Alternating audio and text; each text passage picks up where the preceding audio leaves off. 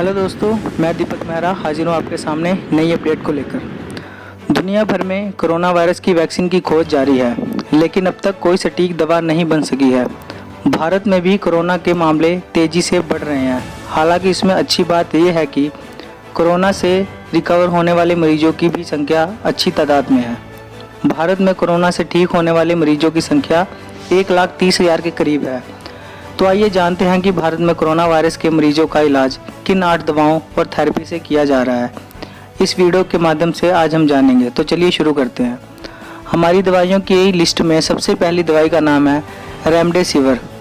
ये एक एंटीवायरल दवा है जिसे पहले 2014 में इबोला के इलाज में इस्तेमाल किया गया था। WHO के ट्रायल में इस दवा को कोविड-19 के कारगर इलाजों में से एक माना गया है। ये दवा हमारे शरीर में वायरस रेप्लिकेशन को रोकता है।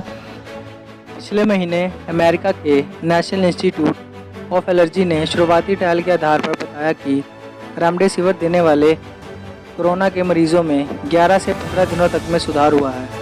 Drug controller journal of India ने भी 1 जून को रेमडेसिविर के इस्तेमाल को मंजूरी दे दी है। इस लिस्ट की दूसरी दवा जो बताई गई है वो है वेफिप्रिविर। ये भी एक एंटीवायरल है जो वायरस रेप्लिकेशन के लिए दी जाती है।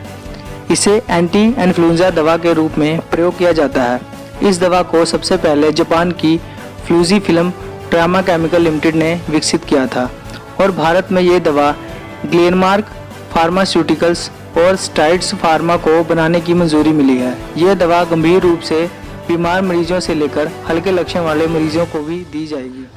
टोसिलीजुमाब ये एक इम्यूनो सप्रेसेंट दवा है जिसे आमतौर पर गठिया के इलाज के लिए दी जाती है।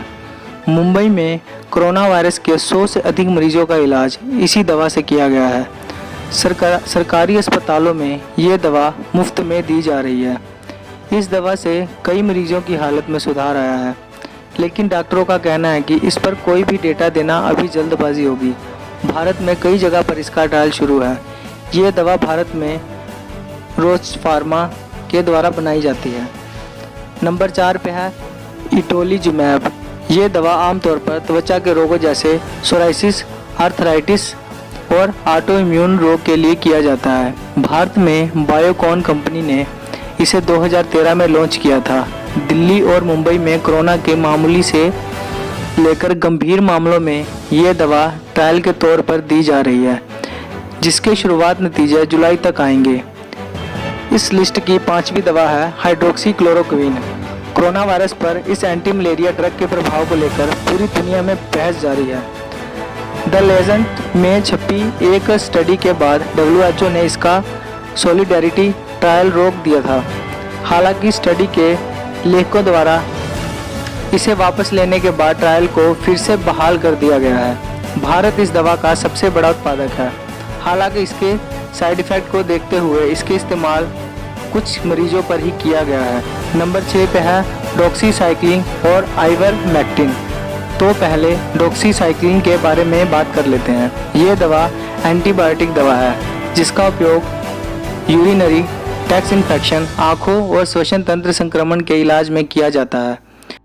वहीं पर आइवरमेक्टिन शरीर में मौजूद कीड़ों को मारने की दवा के तौर पर इस्तेमाल किया जाता है।